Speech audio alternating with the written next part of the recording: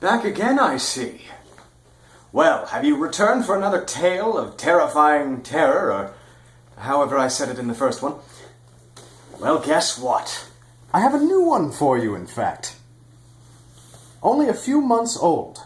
Remember, our first clue was madness. Now our second is monsters. And the third... He's going to be very upset. We're still working on that. He's going to be very upset. Be damned if I can remember what it is. But anywho, let us return to the macabre tale that I bring to you tonight. A story of monsters and souls, magic and fonts.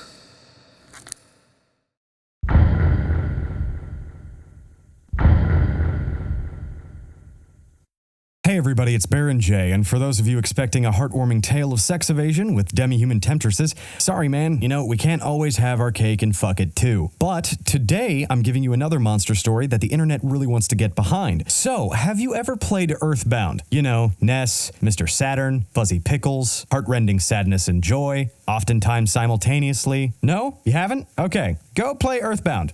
No, seriously, go play Earthbound right now.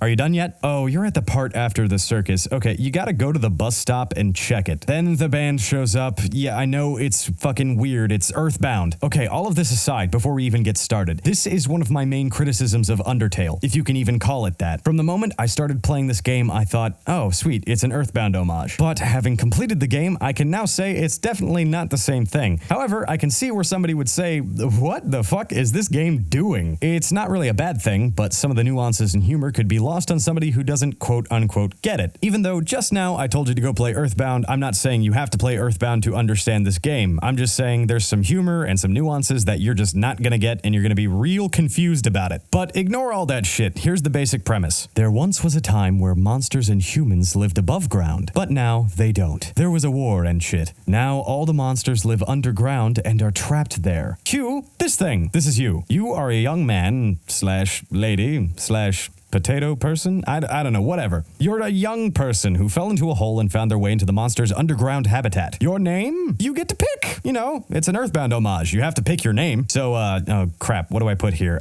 Steve? No, that's too Stevie. Engelbert?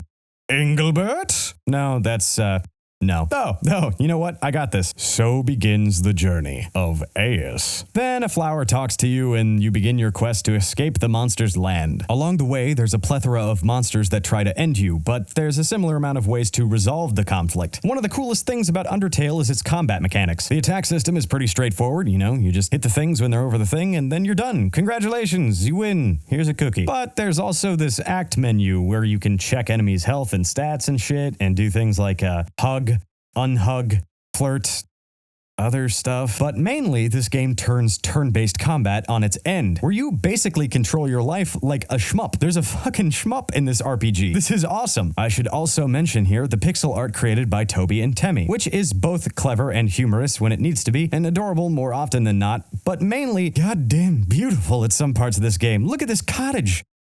I wonder who lives in there. And for that matter, as far as the in-game elements go, the dialogue and comedic execution is so well done, it's hard not to laugh while you're playing it. It's funny. This is not a spoiler for the rest of the game, but look at this scene. This is my favorite scene from this game.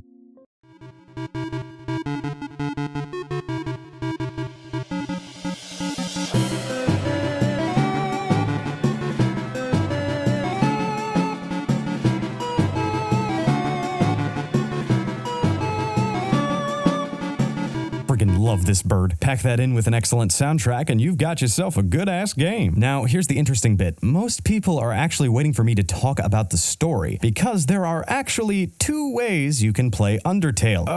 Okay. Spoilers are happening in 20 seconds or so. If you do not want to get spoiled to this game, which I highly recommend you don't, please do not listen to anything I say after this thing goes away. This is a button. You can click it to skip to the end of the review. I am going to stall for probably about about 10 more seconds, and screw it. I'm just gonna talk about it all now. So when you start playing the game, you can RPG it up, which is the way you would naturally expect to play the game. Level up, grow stronger, so you can escape this hellhole of monsters trying to kill you, or you can play the game the correct way, using that act menu I was talking about earlier, which I told you to ignore. Please actually do not do that. This will allow you to negotiate your way out of battle, if that makes sense. This method of gameplay is introduced early on, so it's not something that will be completely hidden from you while you play it. In my opinion, though, you should totally try to be friends with everybody. I'm not even kidding. You make friends with a couple dudes right out of the gate, Sans and Papyrus. They're a pair of skelemen who are basically harmless. They also speak in their so-named fonts. Do you get the part from the intro where I said fonts? Okay, good. See, one of my main things that I thought about this game while I was playing it was that this pacifist endgame wasn't really hinted at most of the time. However, I realized that these guys are a bit of an indicator towards this pacifist endgame. They make it clear from the outset that they won't hurt you, so this can motivate you to be friends with every enemy you possibly meet. And just in case you're wondering, hell no, this doesn't make the game easy, but I felt more incentive to beat the game as a good person rather than playing on that RPG trope of just kill everything, get stronger. In this respect, Undertale succeeds brilliantly. The ending of the game made me cry. Like, I teared up a lot. And even then the game told me, you know, there's another ending you could get that you didn't really trigger. You have to go befriend this person. So I did that, and that ending? Holy shit. Probably one of the most moving finales to a game since fucking Earthbound, and that one was harsh, man.